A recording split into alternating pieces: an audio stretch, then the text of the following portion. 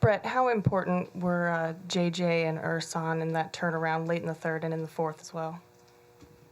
I mean, they were huge. The three-point shot that Ersan hit at the end of the period, and Ersan keeping balls alive, the offensive rebounding part of the game was significant.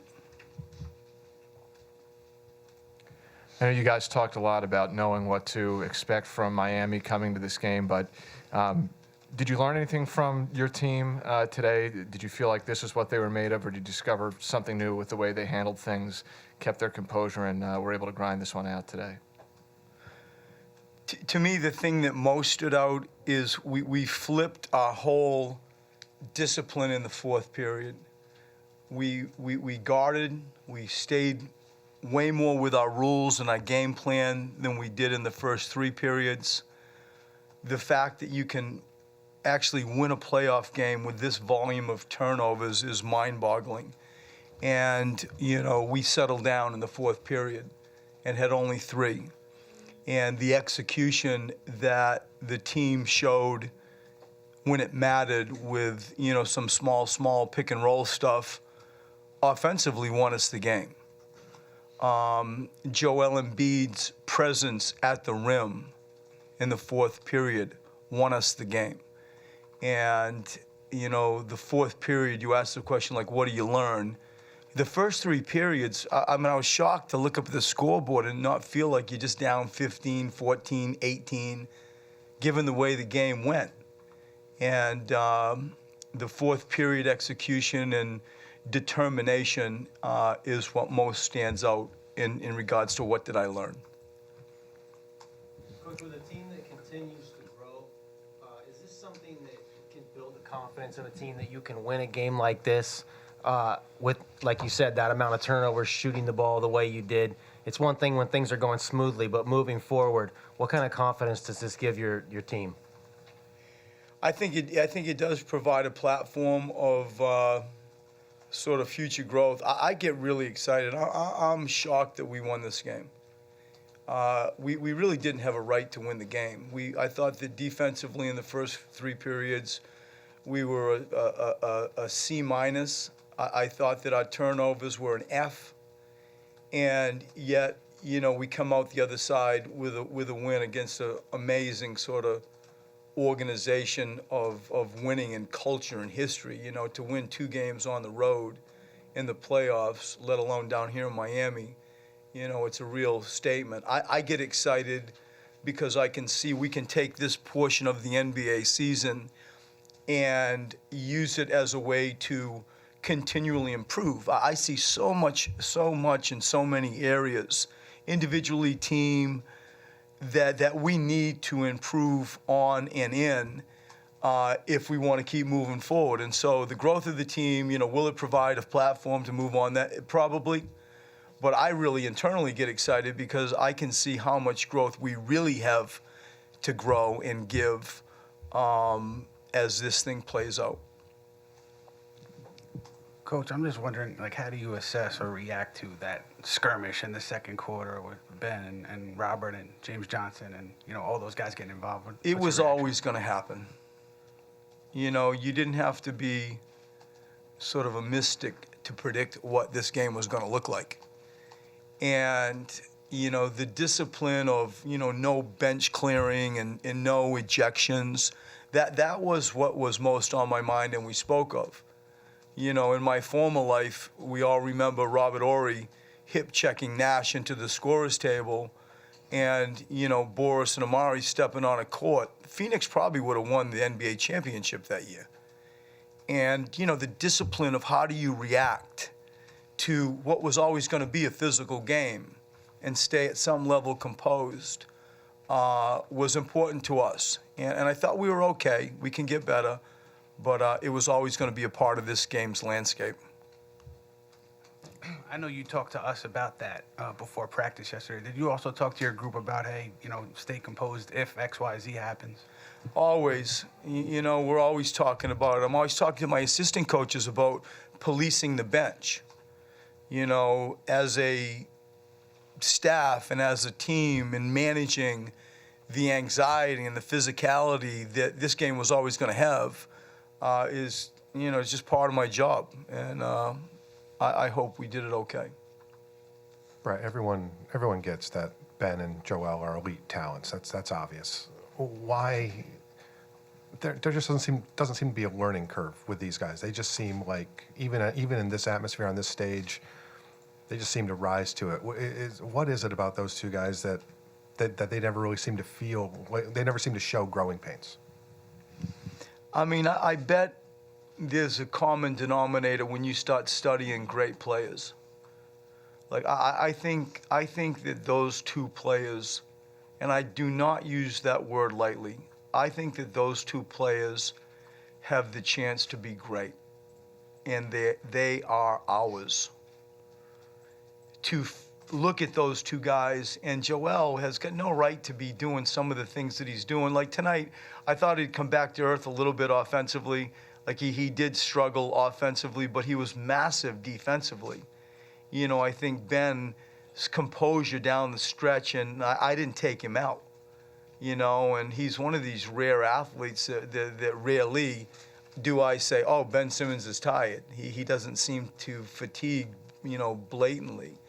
I'm told he's the first rookie since Irvin Magic Johnson to post a playoff triple-double. And I think that there's greatness in both of those two players.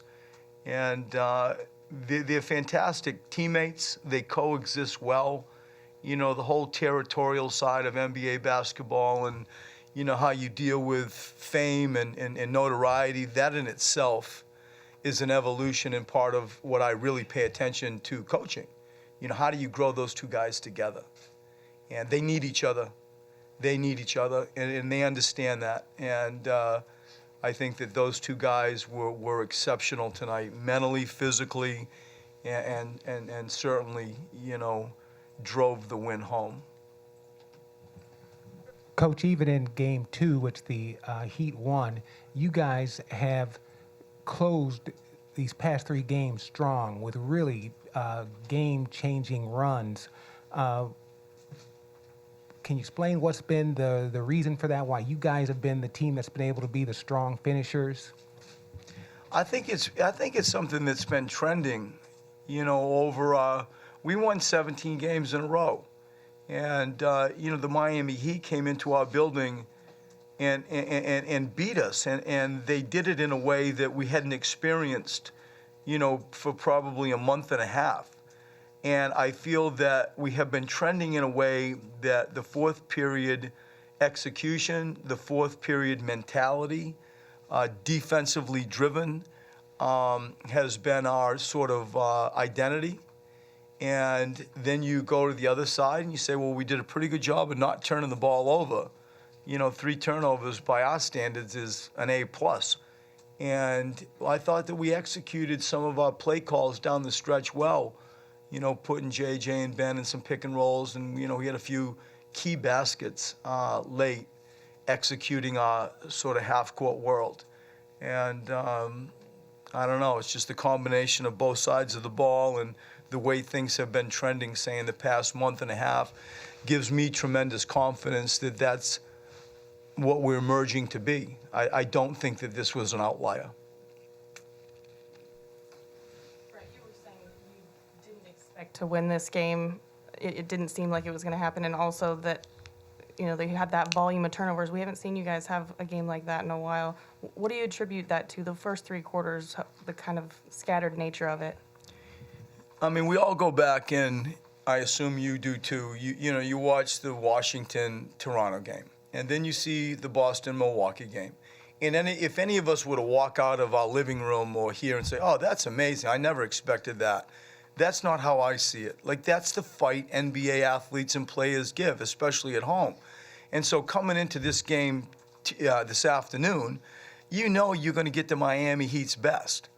It's a culture of winning. They've won championships. Spo's a hell of a coach. You knew they were going to be all wound up. Like I said before, you didn't have to be a mystic to guess what this was going to look like.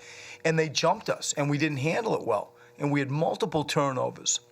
I thought in Game 3, like we responded to the physicality with only 12, and we did some things fundamentally, more correct. There were several times in tonight's game that they got the better of us, and this environment got the better of us a little bit. We didn't manage it or handle it that well.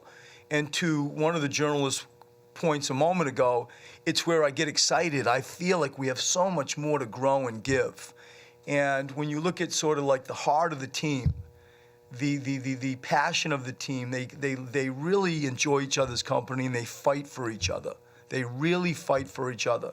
And that's shown in the fourth period. And so what was different, with the turnovers was that, like they're playing for their lives. And, there's nothing easy with this Miami Heat team. I got a tremendous amount of respect for their coach and for their organization and how they've played. It seems like you guys made Miami's desperation the theme for this game, but now going back home up 3-1, is there a message that you leave your team with or a mindset going to a situation like that? We all sort of concoct a story for each of these games. And I don't see it like that. I may have 15 years ago, but I think each story, each game is very clear. Like you're going to go try to win the game, and you can guess all the peripheral things that are going to influence the game. The respect that we have, the appropriate fear that we have, we're going into Philadelphia looking forward to playing in front of amazing home court, and I think a tremendous home court advantage. Just trying to just do our job. It's either that boring or that simple. Write it, say it, however you want to do it. That's how I see it. And we saw it all the way, during our winning streak. Nobody ever came in and thought, here we are. Nobody ever thought that. Led by me. That's my job. And so we're going to come in. We're going to bunker down. We want to get better. There are several areas that we can get better at, and we will show those and talk about those freely. And we will be going back to Philadelphia with that in mind. We want to get better. And we sure hope that equals a win. Thanks, Brett. Thank you.